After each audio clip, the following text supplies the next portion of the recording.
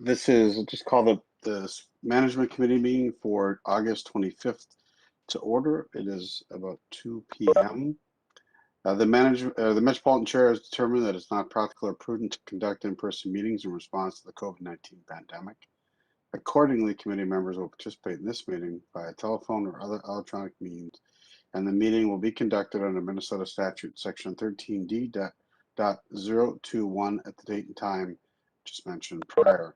We encourage you to monitor the meeting remotely. If you have any comments, we encourage members of the public to email us at public.info@metc.state.mn.us, and we'll respond to your comments in a timely manner.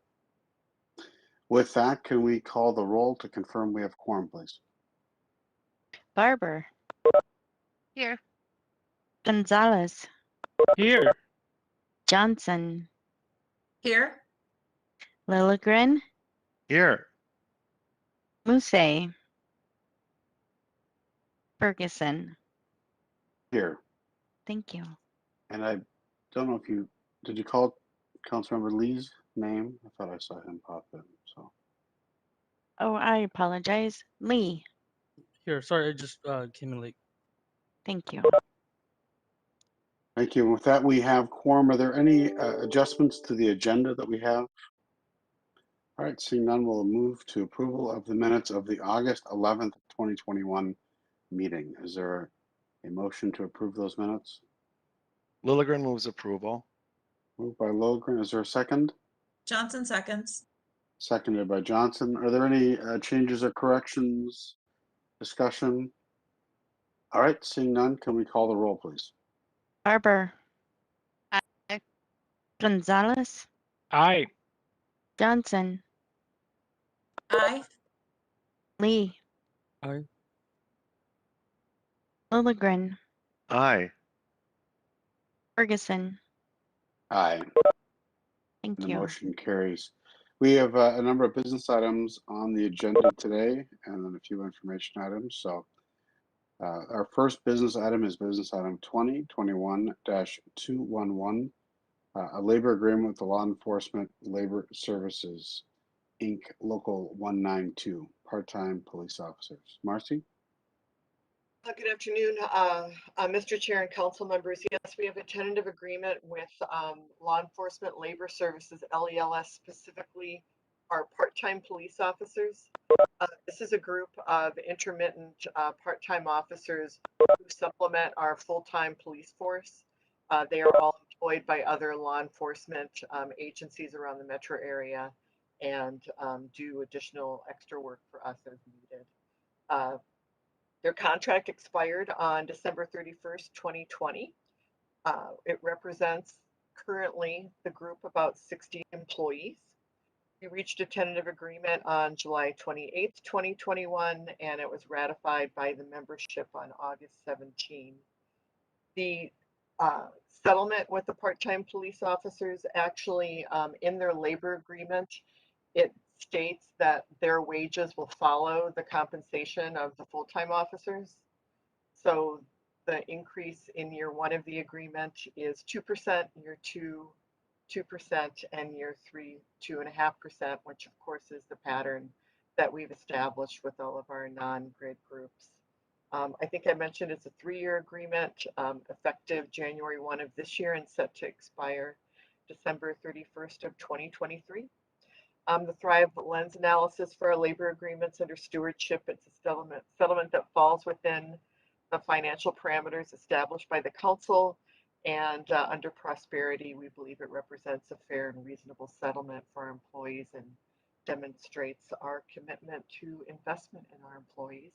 And the proposed action today is the authorization for the regional administrator to enter into an agreement with LELS Local 192 part-time police effective for January 1, 2021 through December 31, 2023. Thank you. Are there any questions on business item 2021-211?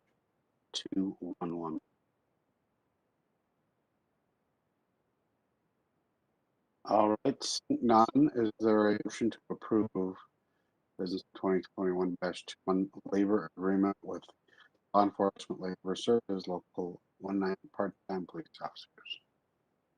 Moved by Barber. By Barbara, is there a second? Second by Lee. Moved by Barbara, seconded by Lee. Any other discussion? All right, seeing, can we call the roll, please? Barber. Aye.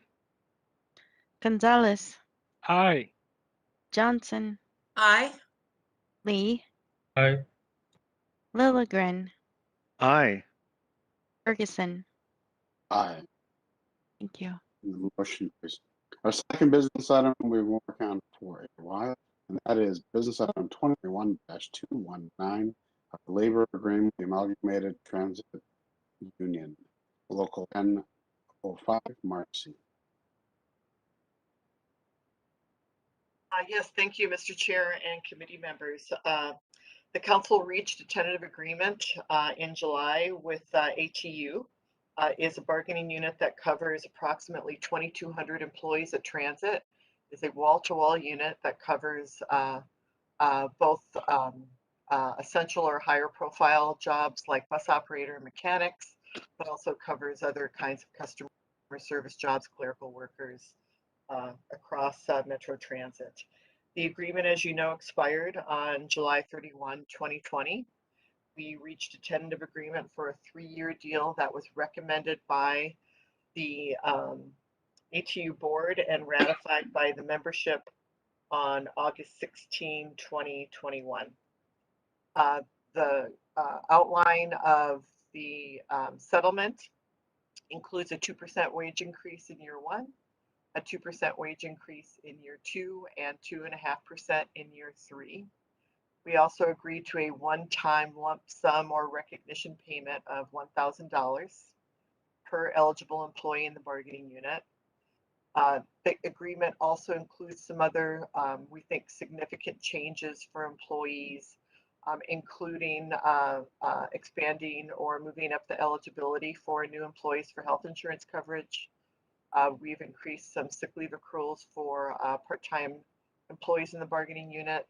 We've codified some language on providing administrative leave following traumatic events experienced by our employees, and we have increases in there for safety equipment, I think, are some of the major highlights. Under the Thrive Lens analysis, again, stewardship falls within the financial parameters established by the council, and under prosperity, a fair and reasonable wage settlement for our employees.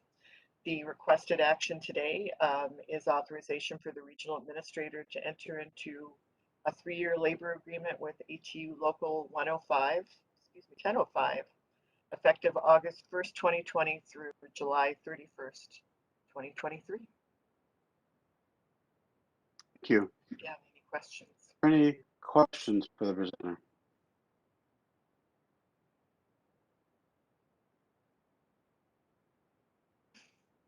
No questions? I would just want to take this moment just to thank you, Marcy and Mary and the team, Wes. I've just, it's over the finish line. It always seems a challenging process, and so I think we had a fair agreement, and I think it really took a lot of time and effort and work on one's part to happen. So it's great that we got a good agreement, and hopefully our employees are happy with the agreement as well, and we'll have to work together for the next 3 years in peace and harmony. So thank you for that. With that, is there a motion to approve business item 2021-219? Moved by Barber. All right, moved by Barber. Is there a second? Second by Gonzalez. Moved by Barber, seconded by Gonzalez. Any other discussion? All right, hearing none, let's call the roll, please. Barber. Aye. Gonzalez. Aye. Johnson. Aye. Lee. Aye. Lilligren. Aye. Ferguson.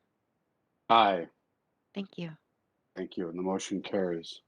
Our next business item that we have is business item 2021-220, 2021-218, Metropolitan Council Policy 334, Travel and Meeting Reimbursement Policy. Marie?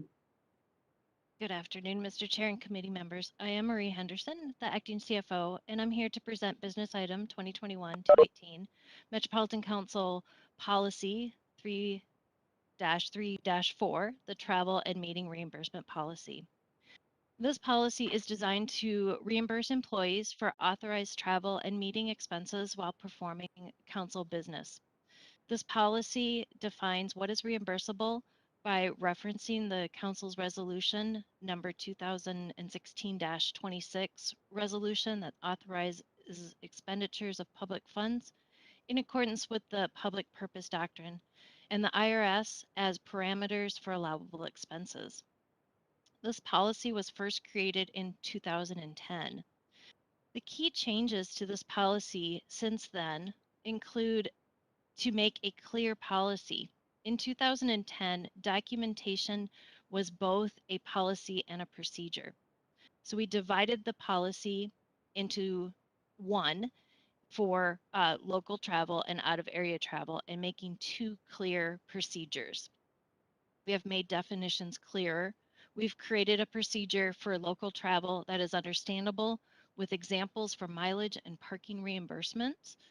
We've created a procedure for out of area travel, including how to book travel, correct documentation for conferences, and what is covered for meals, lodging, and a list of what is reimbursable for business related expenses, and a list of what is non-reimbursable expenses. We've added resources, council resolutions, and links to this procedure. We've also utilized the new policy and procedure template. This policy was reviewed by end users, the legal team, communications, and our policy and procedure review team. As the majority of our reviewers agreed to this policy and procedure, there was discussion around other issues. But since they didn't comply with tax code or were not subject, and they subject the council to increased risks, those ideas were not moved forward. The Thrive lenses include stewardship, the use of public financial resources to be used effectively and efficiently across the council, and accountability to ensure policies and procedures are effective by providing clear and easy accessible information. There is no additional funding for this policy as needed. So, Mr. Chair, the proposed action is that the Metropolitan Council approve changes to the Metropolitan Council Policy 3-3-4 Travel and Meeting Reimbursement Policy.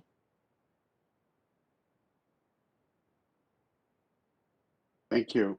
Are there any questions on the travel and reimbursement policy? Councilmember Lee. Thank you, Mr. Chair.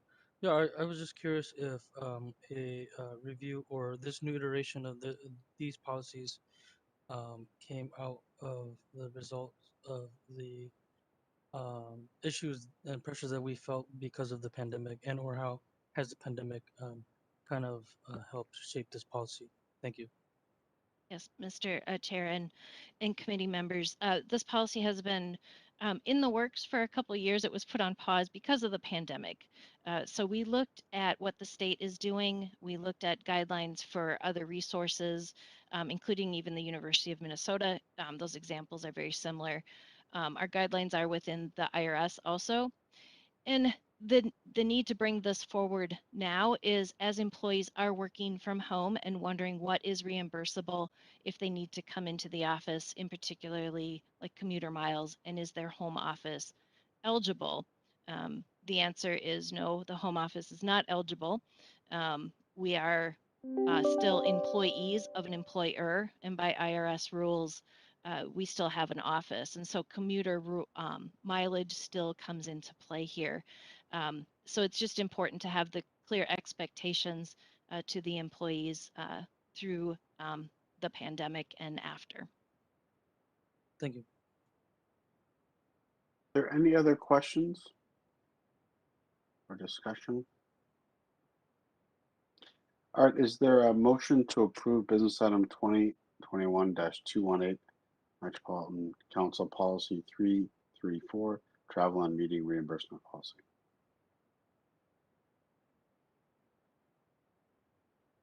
Johnson moves. All right, moved by Johnson. Is there a second? Lilligren Second by- seconds. Oh, go ahead. Sorry, Tim. Nope. All right, Lilligren seconds. moved by Johnson, seconded by Lilligren. Is there any other discussion? All right, seeing none, can we call the roll, please? Harbor. Aye. Gonzalez.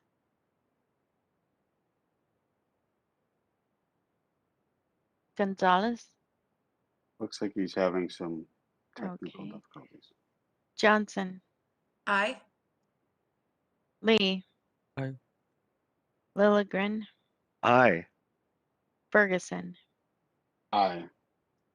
And the motion carries. And Gonzalez is aye. Gonzalez is an aye. Thank you. All right, our last business item that we have on the agenda today is business item 2021-228, commitment to reducing barriers and increasing opportunities for targeted group businesses and veteran-owned small businesses. Jody? Thank you. Good afternoon, Mr. Chair and council members. My name is Jody Jacoby, and I'm the director of the Procurement Department. And I'm really excited to be with you today to present this business item to adopt a resolution to express the council's commitment to not only reducing barriers, but increasing opportunities for small targeted group businesses and veteran-owned small businesses who participate in the Metropolitan Council's underutilized business, as we know, otherwise referred to as MCUB, by directing staff to utilize the tools and the best practices that are available to them, including implementing a 6% preference in the amount of the bid for the good or service. This is permitted by Minnesota state statute, again, allowing the council to award up to a 6% preference for goods and services to small targeted group businesses and veteran-owned businesses. And in order to participate, a small group business must be registered as an MCUB. This preference is another tool in our tool case that the council is taking a stance on to implement and proactively promote inclusive contracting outcomes. This preference is currently used by the state of Minnesota and other public agencies, including the city of Minneapolis, the city of St. Paul, and Hennepin County.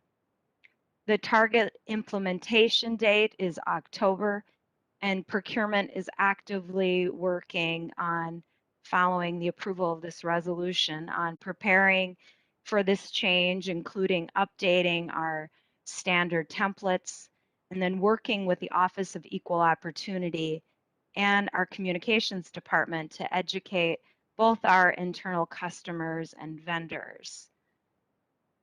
I'd be happy to answer any questions on this resolution. Are there any questions or comments from anybody? Mr. Chair? Yes, go ahead.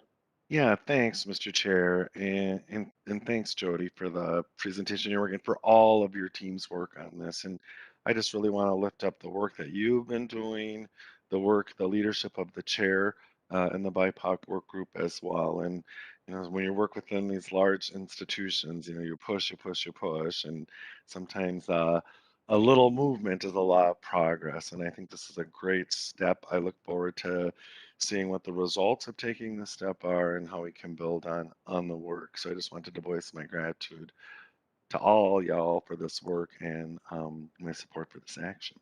Thank you. Mr. Chair. Thank you. Yes, go ahead, Councilmember Johnson. Thank you. I just want to second what Robert said. You guys have been doing such really great work, and everybody on this team does, and the efforts are not going unnoticed. So thanks for your impact, and thanks for all the things you bring to us so we can keep moving ahead. Appreciate it. Thank you. Any other comments? Questions? All right, is there a motion to approve business item 2021-228?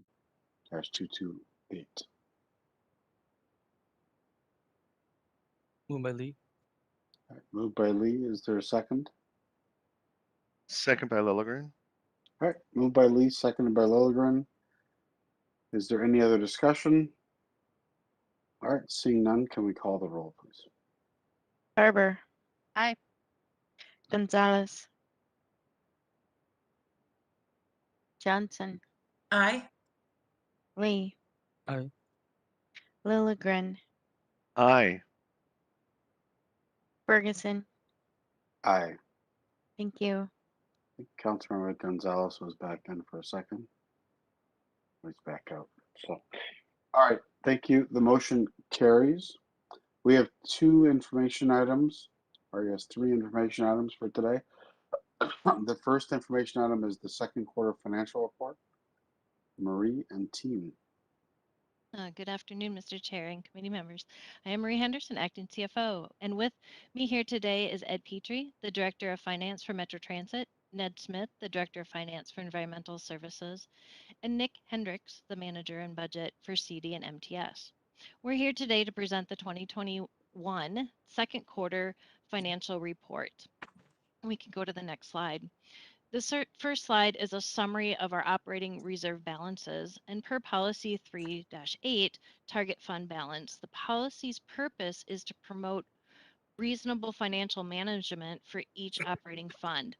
A target fund balance is intended to help the operating fund units meet cash flow needs and to ensure adequate protection for unanticipated events. This helps with risk management for the council, and the bond council likes to see healthy reserve amounts. The targets are intended to be benchmarks and not absolute. On this slide, you can see that all divisions at the end of 2021 are projected to be at or above their target reserve balances. This gives us a great overall picture between the minimum target fund balance compared to the projected available year-end reserve fund balance. And each area will talk a little bit more about their balances. Next slide. The general fund dollars are our most flexible dollars, and the dollars spent in the general fund fit the mission of the council and can be used for targeted one-time use projects. Revenues from the general fund are primarily from property taxes. Those taxes are recorded in July and December, not showing a lot of results current year to date, that's why. And revenues are expected to come in on budget. For 2021, the general fund, the budget was developed with an increase of reserves of 1.7 million. And this was mainly due to those one-time use of the general fund projects that we were setting up and have set up in 2021. Expenses are right on track for budget at the end of the quarter. However, we'll remember that IT expenses are heavier in the third and fourth quarter of the year. And this is mainly due to the contract commitments and when they come due. The available ending reserve balance is projected to be around 21.9 million. And the assigned committed reserve balance is 5.3 million. And we can go to the next slide. And just to remind you of what those amounts are with our self-insurance compensated absences and our regional water supply program. And now for the next slide, I'll turn it over to Ned Smith for environmental services. Thank you.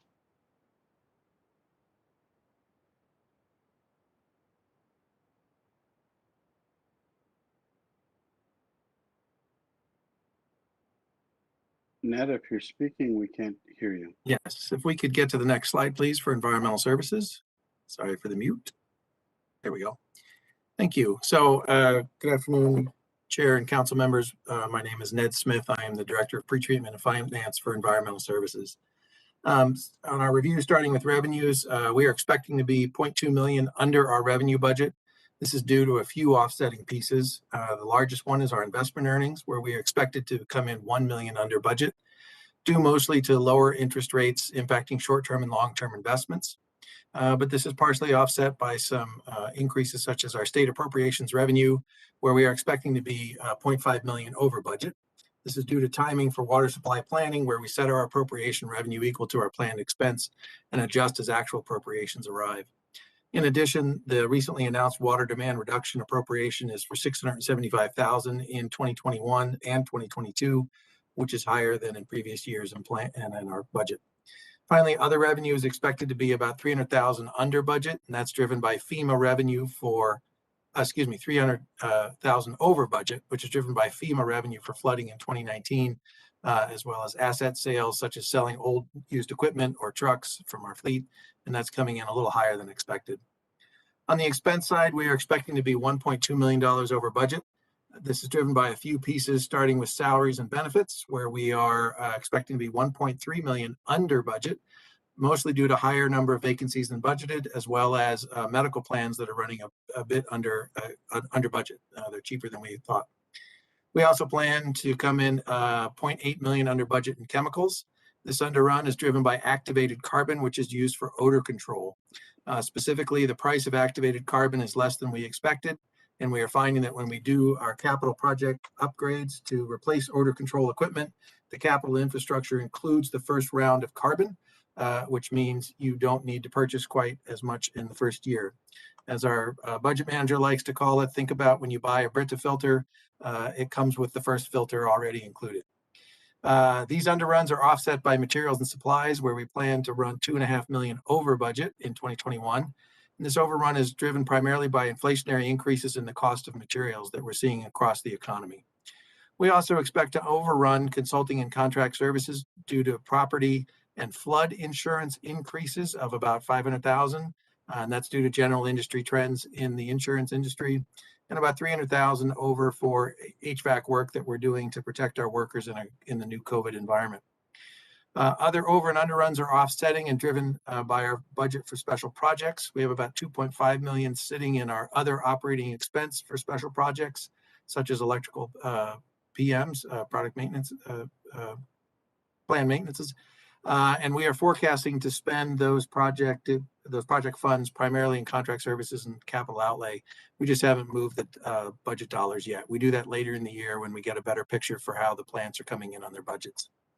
In terms of reserves, given these projected variances, we are planning to end the year with a $3.4 million decrease in our operating reserves compared to a $2 million budgeted decrease. This will decrease the operating fund down to $28.2 million, which is well above the year-end target of $13.7 million. We will continue to monitor our expense trends to determine if a budget amendment is needed in Q3 2021. Next slide, please. In terms of SAC, we're seeing some good, strong, healthy SAC numbers. We're actually up 19% through May for year-over-year SAC performance. What's encouraging here is the strength continues in our residential, but we're also seeing some rebound in our commercial SAC, which is also up 19% to last year. For now, to be conservative, we've put our forecast at 20,000 units. We'll probably come in a little higher than that, but it doesn't really impact our operating expense or revenue. It just that goes into our SAC reserve, which leads me to our next slide, please. So our SAC reserve balance continues to be very healthy. You can see we ended the year in 2020 at about $119 million. That's versus a target reserve of about $55 million. So we are more than double. We do see a slight decrease in the reserve, and that's because we're using some of our reserve to pay for our pay-as-you-go expenses, where we use operating funds where we otherwise would have used financing to pay for capital projects. And with that, that concludes our second quarter readout for environmental services, and I think we'll take questions at the end. So I will turn it on to the next slide, please, which I believe is Nick. Yes, good afternoon, Chair and committee members. My name is Nick Henderson, Budget Manager for CD and MTS. Overall, HRA revenues are projected to be $800,000 under budget. We are currently under budget by $1.2 million on federal housing voucher revenue as a result of fewer vouchers being issued and slower growth in rental rates. This is partially offset by federal funds received as part of the Emergency Housing Voucher Program, and these additional federal funding will be amended into the budget later in 2021. Expenses are projected to be favorable to budget by $1.8 million. The primary driver for the favorable variance is lower estimated housing voucher payments. and a decrease in contracted services and travel expense due to COVID-19 are also contributing to the favorable variance. And again, additional emergency housing voucher expense will be amended into the budget later in 2021. As far as the reserve balance, our projected reserve balance for HRA is 14.3 million, which is above the council minimum reserve target balance of 7.1 million. Next slide, please. Metro mobility revenue are slightly favorable to budget. Additional federal COVID relief revenue will be amended into the budget later this year. Total expenses are projected to be 3.2 million favorable to budget due to lower contracted services and savings in fuel costs. The projected ending reserve balance is 19.8 million for 2021, which is above the council's minimum reserve target balance of 9.3 million. And with that, I can turn it over to Ed Petrie. Good morning, Chair and Committee members, or good afternoon, Chair and Committee members. Ed Petrie, Director of Finance, Metro Transit. I'll go through the motor vehicle sales tax slide, then I'll go through the Metro Transit family of services. First of all, motor vehicle sales tax revenues have been performing very well this year. In summary, the Metropolitan Council's net monthly auto receipts in June were $32.9 million. This represents about a 0.9% decrease from the previous month, but a 3.2% increase from last year, which was at $31.9 million. Statewide motor vehicle sales taxes year to date, based on the February 21 forecast, are running at about just over 112% of what the February forecast was. So as a result, we have been seeing good motor vehicle sales tax receipts in calendar year 21. Next slide, please. So how that translates for the council then is what you'll notice is on the motor vehicle sales tax reserves. Reserve balances, our target forecast reserve balance should have been about $30.7 million. As a result of running at about 112%, we actually have a reserve balance in at $47.9 million. If you recall with motor vehicle sales tax, due to the volatility of this revenue source, the council budgets 95% of the state forecast. Any receipts in excess of the 95% will then go into the motor vehicle sales tax reserve to be used for the next year transit operations. So reserve balances at the end of June were very good, and once again at 47.9 million versus our original target at 30.7. Next slide, please. Okay, I'll first talk about Metro Transit budget, bus operations. The 2021, the amended budget had a budgeted use of reserves of about $137 million. We're forecast to use about $125 million this year. So we're about $11.7 million positive variance. If you recall, in 2020, the council made the decisions to pull in a large amount of CARES money, build our reserves, and we're now using those reserves now in calendar year 2021 operations. Overall, within operations, passenger fares are expected to be about $3.6 million below the budgeted number. But one of the things that we're watching very closely, though, is passenger fares ridership. We have seen, like, for example, for the month of June, we compare ourselves to the prior year. The month of June, our ridership was about 349,000 rides on bus, or 24% higher than 1 year ago. And what we've seen is basically for the months of April through July, the post-pandemic period, every single month our ridership has been growing and is exceeding the prior year levels. So that's one of the things that we're very hopeful on, but we're also cautious and watching very closely.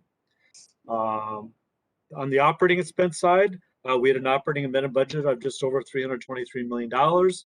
We expect to come in about just over $15 million under that piece on the expenses. The main savings are due to savings in open positions. We've talked about in the past about the number of operator positions we have open. We also have openings in maintenance, from our mechanics, and admin. So we'll save about $11.5 million is what our forecasted savings right now is on salaries and benefits. We're also forecasting that we'll save about $1.6 million in fuel and about $1 million in parts and supplies. So overall, this would bring our ending reserve balance to just under $62 million versus a council target of 29. So we are very healthy with what we had anticipated. Next slide. So now I'll move us on to the light rail operations. Light rail operations originally has a balanced budget for 2021. You'll notice the number, we're very close.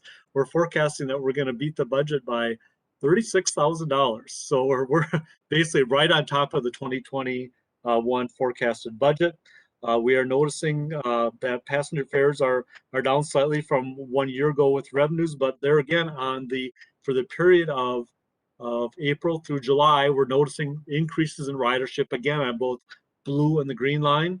For the month of June, for example, blue line was up about 133% over the prior year. Green line is up 107% from the prior year. So for the period of April through July, we are seeing continued increases on blue and green, just like we saw on bus.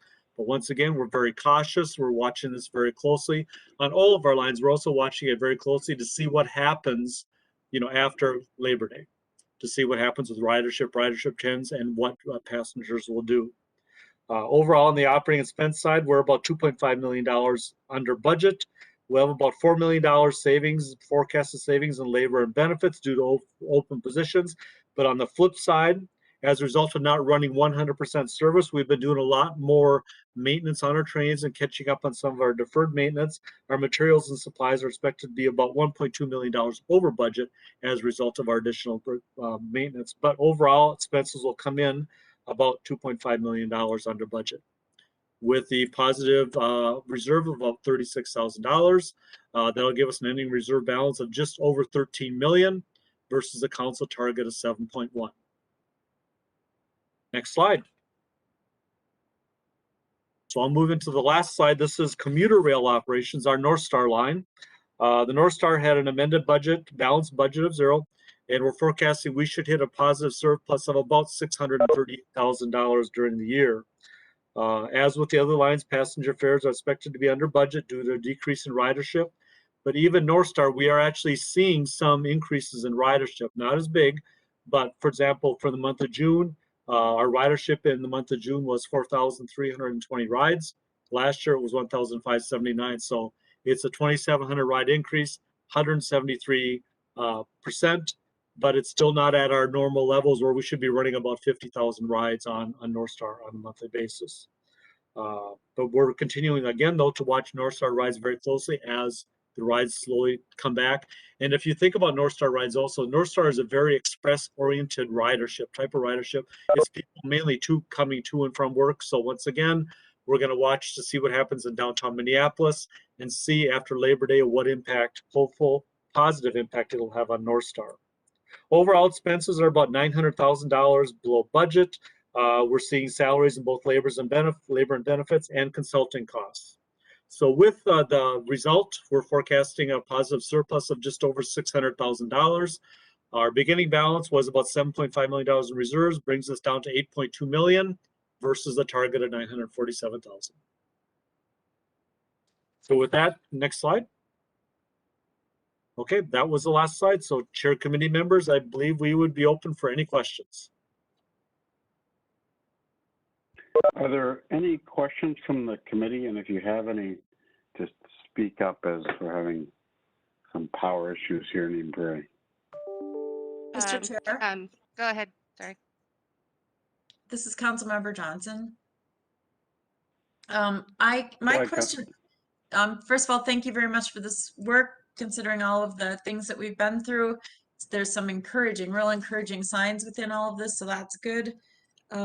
Can I ask a question though on our reserves? So we have our target, and in many cases here we have some very healthy reserves, and I know we have to keep an eye out on the out years, right? But do we ever hit a top line reserve amount where we are going beyond what we would consider, since we're so far past a target amount, that we would change policy or do something different when we, I don't know, too much in a reserve account?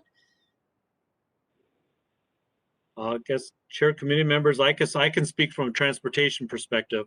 One of the ones you probably noticed, for example, is around, like, for example, Metro Transit bus operations. We're forecasting to have reserves of about $62 million versus a target of 29. So we are quite a ways ahead of reserves. But one of the things that we do also within the transportation family, as we've talked about previously, is that we actually do what's called a toolbox forecast. We forecast our operations for the next 4 years. So one of the things that we're watching very closely, we look at reserve balances because as you would think about reserves, reserves are one-time funds for one-time uses. So one of the things we're looking at, not only operations, we're looking at ridership, we're looking at the use of the federal relief money. With all those funds like we presented within our operating budget presentation, we feel as of this point in time, we have enough funding, combinations, reserves, federal funds, and ridership projections, motor vehicle sales tax projections to take us through about mid-year 2025. So, you know, if a person didn't really know the backstory, you would think, wow, $62 million in reserves is really in excess of the 29 million. Is that really necessary? But once you understand the full forecast that we're having to monitor, it's one of the components that we're using to balance our transit operations through mid-year 25. Great, thank you. Councilmember Barber, you had a question? Mr. Chair, I I think there's think a, that Ned had a response Yeah. to. yeah. Yes, thank you, Councilmember Barber and Councilmember Johnson and Mr. Chair. Yeah, I would, I'm not sure if we can pull it up, but if you remember seeing the SAC reserve balance as well as the SAC units, I'm sure that's another one where you're thinking, boy, that looks high. We don't usually look back 20 years, but we like to, in this case, to show back to 2002 down through 2010 when the severe recession hit. And you can see how quickly a SAC reserve balance can plummet. So we do have quite a bit now. We are trying to use some of that, though, to help out with rate relief and rate mitigation. So we're using $8 to $10 million per year from that reserve. Very carefully, there's some strict rules about where we can and cannot spend that SAC money.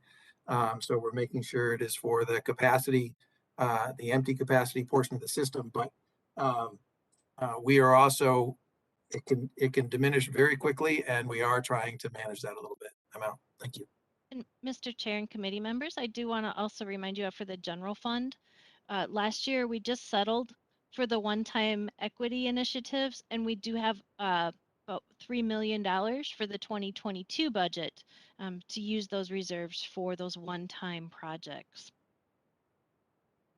Thank you, Mr. Chair, and I really appreciate that. And in asking the question, I think I knew the answer, but I also know that when reserves build up, and I'm hoping the legislature and everybody else understands that this is a long-term play, obviously, in the work that we're doing regionally, so that they, you know, don't have that impression just off of, you know, maybe a slide or two that they're checking in on with us. So that context is very, very helpful.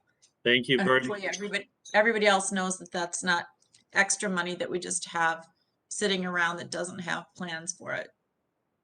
Mr. Chair and council members, I will say that you do have some flexibility in the general fund. So Marie mentioned some uses that we have for it, and this year in the 22 budget, we targeted the general purpose levy. But if there are other priorities that the council is interested in, I do think there's a little bit of room in the general fund reserve balance if the council has some kind of shovel-ready projects to move forward.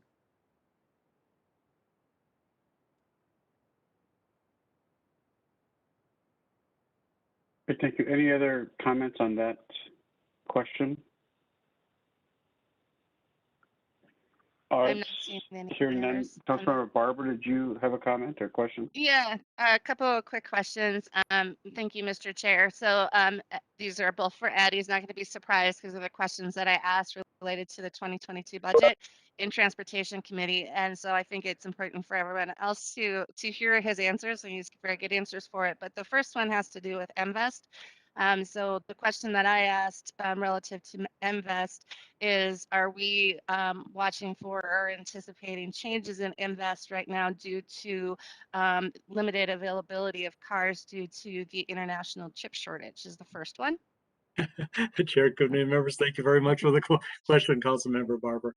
Yeah, that's one of the things like we're watching very closely. Like when we looked at the motor vehicle sales tax, when the forecast came out or the results came out in June, when we're still seeing that we're 3% higher than a year ago, we were very surprised by that. But that is one of the motor vehicle sales tax. When we talk about risk for the transportation division, one of the biggest risks we have, other than ridership now, is motor vehicle sales tax. Very volatile. We're hearing about all these manufacturers not able to manufacture their vehicles and or sell their vehicles because they have no chips. So that is one of the things that we're watching very, very closely. And every month we're watching those results very closely. We're looking back at our budget results. We're also looking at our 4-year toolbox results to say, is that changing any of our parameters? So we're ready to respond to that. But that is definitely one of the risks, the highlighted risks that we pointed out in the 2022 budget. Thank you, Ed. So then the next question I had is related to North Star. So for my fellow council members, the counties participate or provide some funding for our operations for North Stars. We have not received the payments from Anoka County. And so how could that affect our operating budget as we move into 2022? Yeah, Chair Barber, thank you very much. Chair committee members, as Councilmember Barber mentioned, we have a multi-year master funding agreement with respect to counties, whether it's Anoka County or Hennepin County. Then we have the annual agreements with Sherburne County and MnDOT, Minnesota Transportation. But with our county agreements with Hennepin County and Anoka County, Hennepin County has signed their agreement on North Star. They have paid us through calendar 2020, and they are current. We basically bill on quarterly installments. Hennepin County has paid us for both first quarter and second quarter of 2021. Anoka County, we have a signed grant agreement with them for calendar year 2020. They have paid us for first and second quarter of 2020. We have received no funding from Anoka County since July 1st of 2020. So they owe us between what we forecasted they should pay us through the balance of 2020 and the first 2 quarters of 2021 in excess of $5 million. So that's one of the things that we're watching very closely. We have forecasted and budgeted now. Our forecast assumes that we will receive payment from Hennepin County. Our 2022 budget also assumes that Hennepin County will, Anoka County, I mean. It assumes that we will receive payments for Anoka County through calendar 21. It also assumes that Anoka County will pay in 2022 consistent with their signed master operations funding agreement. But if they don't pay, that's where the reserves fall into place. We right now are forecasting that we would have enough in reserves without the Hennepin County, or excuse me, without the Anoka County payment to get us through sometime late 4th quarter of 2021. At that point in time, we will then fall below the council's reserve balance, and then we will then would have to come back to the management committee and council and get approval if we choose to go negative cash, because council policy allows you to go negative up to 3 months, not to exceed $10 million.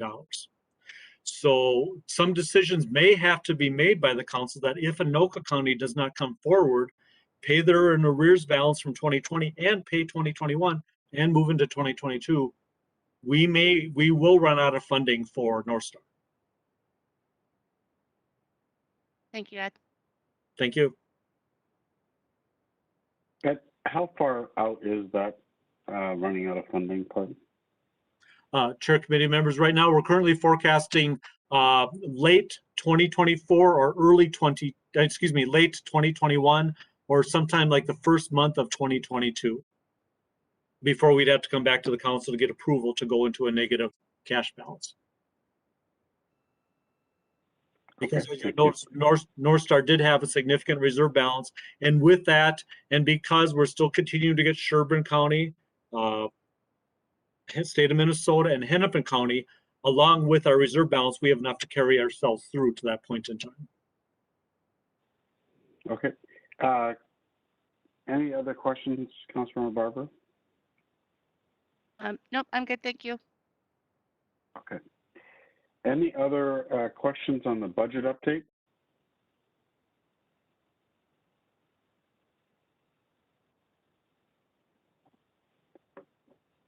If you have them speak up, I can kind of see hands, but I don't see any. So any other questions on the budget update?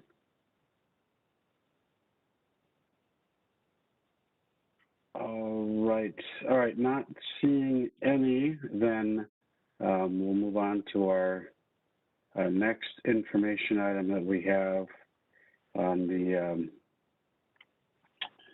just going to find my spot here, but I think it's, sorry, our next information item around our reserve balances, sorry, for our setting our rates for next year's healthcare programs, right? Councilor Johnson, if you could just maybe help me out on just who the person is. I find the agenda here on my phone. Yes, Mr. Chair, thank you. Mr. Chair, I move that this, No, we don't need to move. It's just an I'm sorry. information item. So, yeah. We're on item 2. Yes. So the annual Item 2. self-insurance report rate setting, it's Marcy Simon. Oh, are you Marcy, asking me to yeah, take over for the sorry. meeting, Mr. Chair? I'm sorry, I'm lost. No, we're good. Marcy, if you could just go to the next Thank you. I business item apologize. and do the rate setting, that's fine. Mr. Chair, committee members, I'm Marcy Cordes, Chief Labor Relations Officer. I'm here on behalf of Marcy Simon, HR Director, as well as with Marie Henderson, Acting CFO. Go ahead and present information on our 2020 year-end claims report for our self-insured medical plan, as well as the 2022 premium rate recommendations. And I think that I start, Marie. Greg, if you could move to the next slide. We have a series of slides that will review our plan costs for year 2020. This first slide shows what our budgeted to actual plan expenditures were for that year. As you can see, we've got utilization that comes in on medical. I think it's about 12% under the budgeted amount of $77.3 million. The budget does include, as noted on the top, both our health claims as well as administrative fees and our stop loss premium. You can see that we also came in under budget on on dental, about 20%. As you may have already surmised, we think this is primarily attributable to the experience of COVID, and we've got a little more detail in some of the next slides. Greg, if you could move to the next, thank you. This slide presents the information as incurred claims per member per month on both medical and pharmacy. You can see that we have a separate trend line for 2019, 2020, and 2021. The red line that you see through the 2021 trend line represents our benefits consultants projection moving forward for the rest of 2021. As you can see on the 2020 trend line, we've got a big dip attributable to COVID beginning in the spring of last year. And you can also see as well, I think, a corresponding increase in essentially the same 3-month period in 2021. And we think this increase is attributed to what I'm sure were many deferred elective treatments from 2020 when we really couldn't get elective care during COVID, as well as some expenditures due to COVID testing and COVID treatment. You can see also with our 2021 trend line, Ann's projections, I think, show fairly consistent expenditures with what is a typical increase at the end that we often see as people reach their deductibles and their out-of-pocket maximums. It's a great incentive to get some care in before the end of the plan year. Greg, next slide, please. Thank you. This is the same information essentially as the previous slide, but it shows us a specific breakdown in pharmacy versus medical over the 3 years. You can see that we did not see a decrease in prescription use in 2020, which also is certainly understandable given that you don't need an in-person office visit to get a prescription usually. And prescription costs continue to be a driver overall and increased costs in our health plan, and that's part of the 2021 projection as well.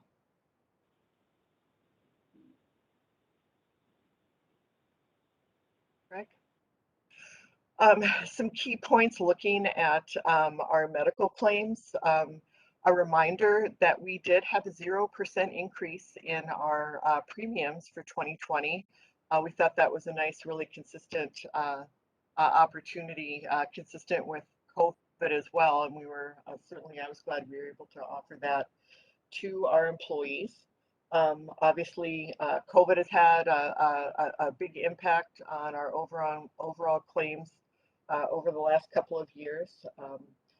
Our top claims diagnosis are provided to us year to year, and they tend to be the same for cancer and orthopedic conditions. We do also track large claims. In 2020, we had 100 claims over 100,000 for a total of 18.8 million. In 2019, we had 85 claims over 100,000 for a total of 15.1 million. And our pharmacy claims, we do see again that trend from 2019 to 2020 of a 3% increase. And our top pharmacy drug classes also remain the same for chronic inflammatory disease, autoimmune disorders, as well as diabetes treatment.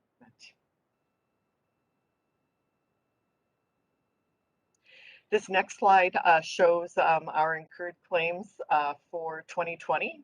And it also shows 2019 and our 2021 trend line with the same projection that Ann starts in May of 2021. And again, you can see our rather large drop in utilization during some of the COVID months last year. We do have this, I should note, a more even trend line for utilization for 2021 on that previous slide. And I think that's really due to the fact that, the dental insurance operates a little bit differently, and there is a cap or a greater limitation on what the total benefit for the year is, which is different than our medical plans. Thanks, Greg. We could move to slide 5. And again, this is another articulation of our total incurred claims. This is on a per member per month basis for our dental plan. And you can see we've got a corresponding dip as well as an increase expectation for 2021 that gets us back on par with where we were in 2019. We do find over the course of looking year to year on our dental plan that we generally don't see a lot of major increases in inflation. And with that, I will turn it over to Marie to talk about our premium increases for 2022. Thank you, Marcy, and good afternoon again, everyone. Marie Henderson, and I am going to talk about the premium rate recommendation for 2022. As we come into our fall open enrollment period, we are presenting this to the Management Committee for your general concurrence with our recommended premium rates for our self-insurance plans. We do have rate setting principles that I will run through and want to focus on that we need our total premium revenues that are needed to cover our expected costs of the program. It is a math exercise done by actuarials, so it may be looking like simple math, but it is not.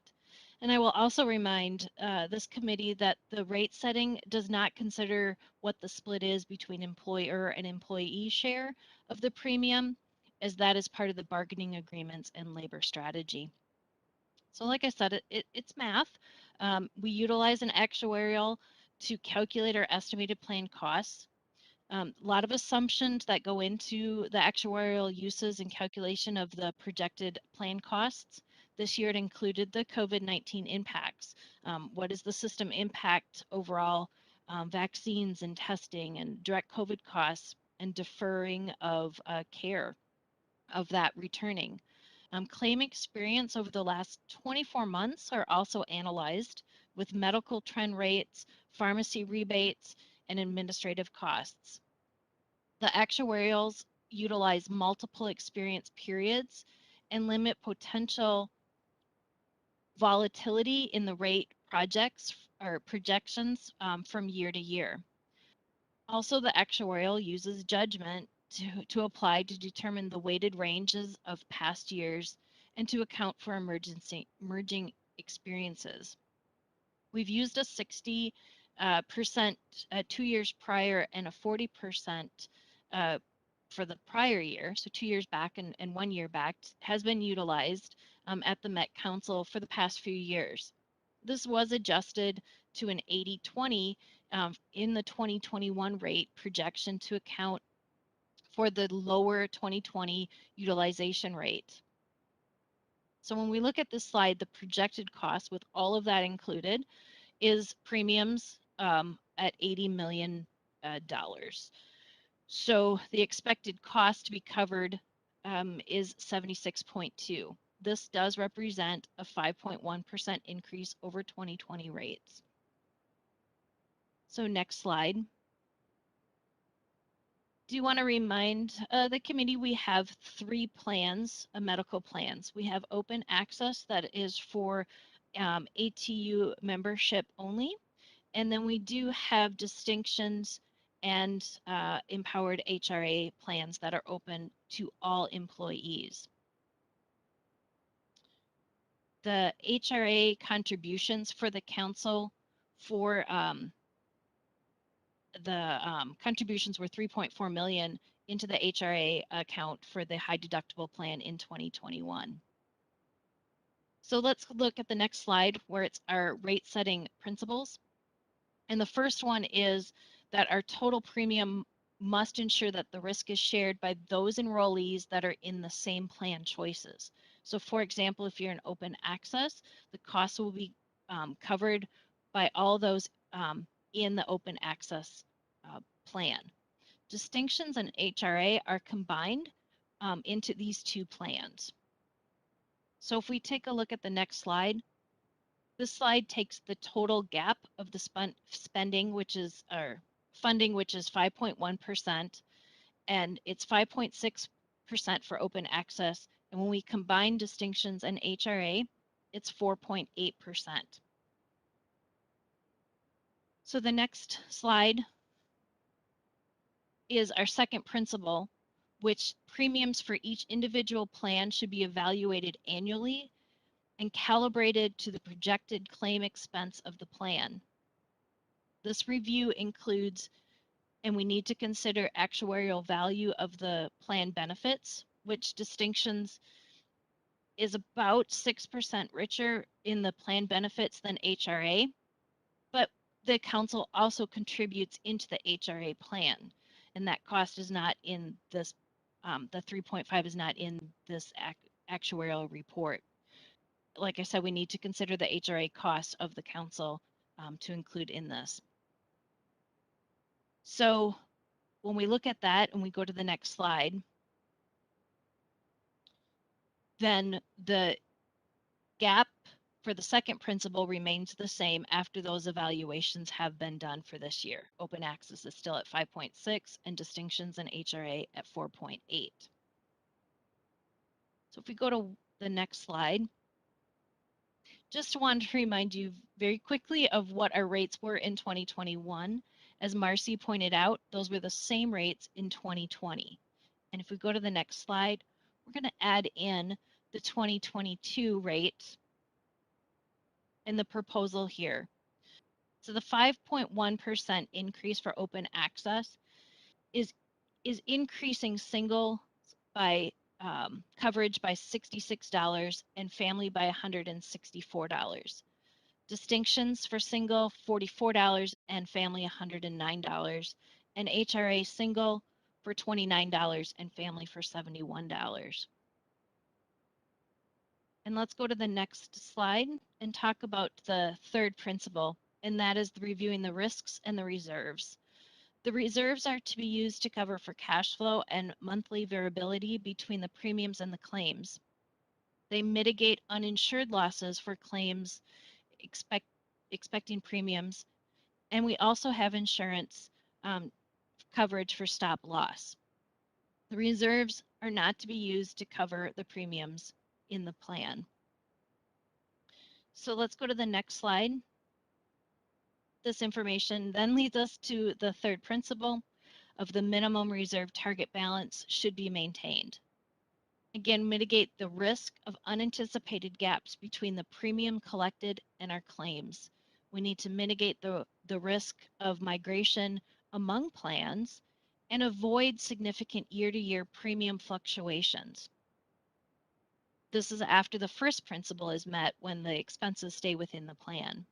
We can, with the authorization of the council, to use one-time uses with priority to use the uses that mitigate future claim costs. Sorry. So let's look at the reserve balance for medical, and that's on the next slide. We have set a target of 25 to 35% because we are self-insured, and because of the low claims last year, we do have a higher reserve this year, 46% above that target.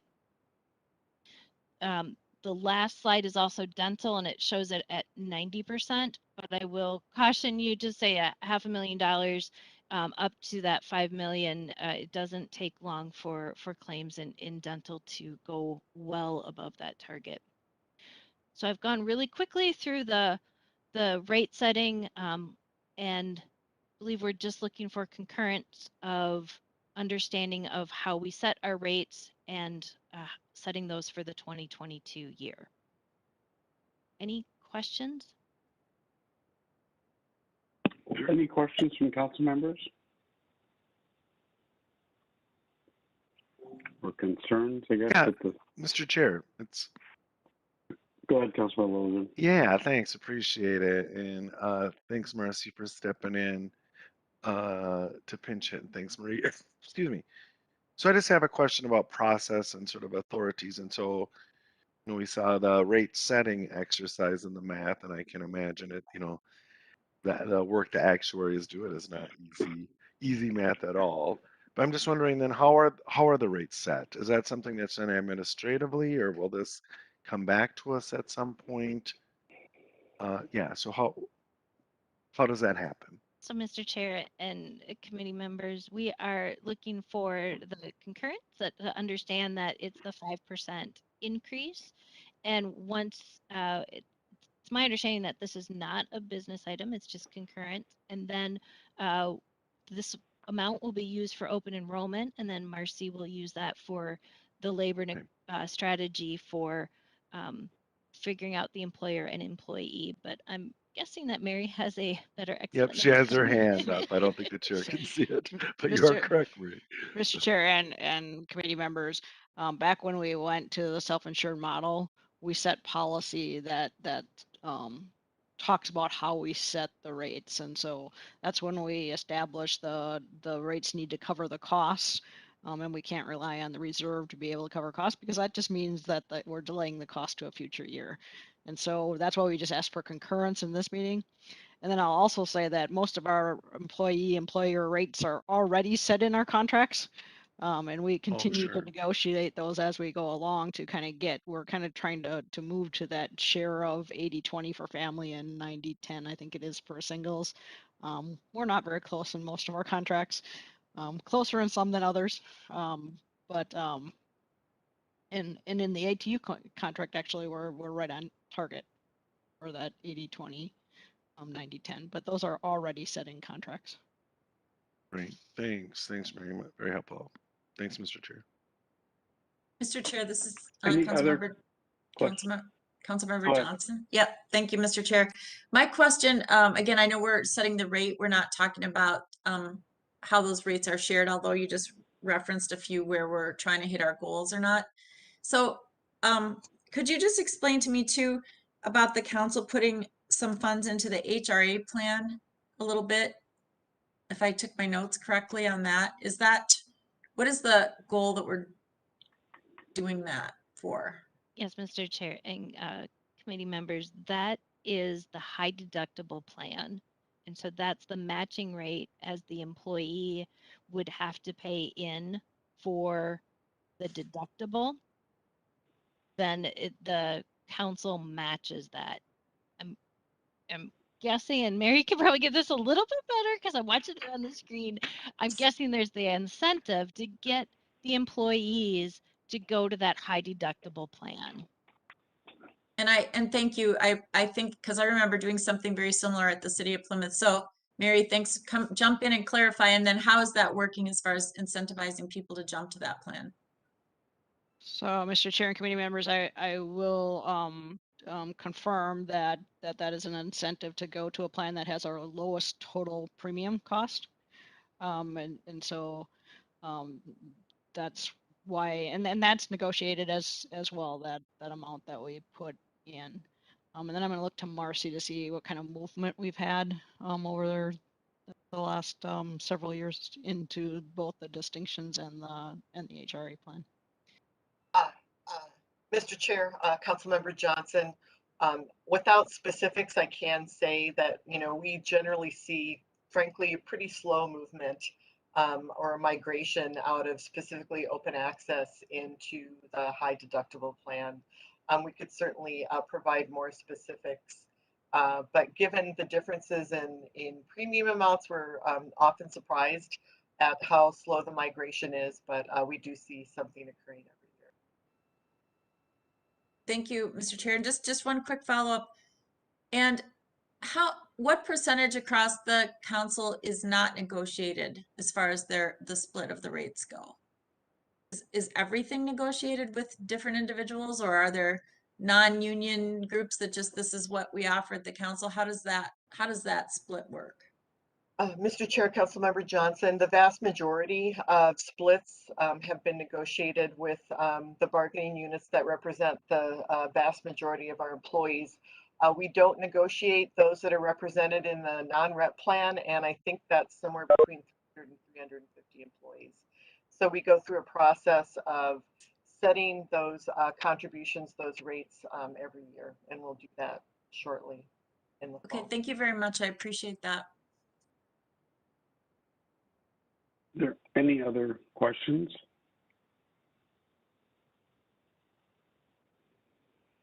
So I guess the question for us is there concurrence with the philosophy and the rate, the 5% increase that's been recommended? Yes. Yes, Councilman Johnson agrees. Anybody disagree with the process and the proposed rate increase? No, Councilmember Barber agrees. Okay. Councilmember Lee or Councilmember Gonzalez, are you still with us? Yeah, Councilmember Lee concurs as well. Okay. Okay, I think then we have concurrence, and I think staff can move ahead with their plan. Thank you. Thank you. So we have one more information item on the agenda. Councilor Johnson, do you have a motion for me? Yes, I do, Mr. Chair. Mr. Chair, I move that this meeting be closed to the public pursuant to Minnesota statutes, sections 13D05, subdivision 3B, and applicable case law, so that the committee can discuss with our legal counsel in a confidential setting attorney-client privilege matters. Thank you. Is there a second? Lilligren seconds. It has been seconded by Lilligren, moved by Johnson, seconded by Lilligren.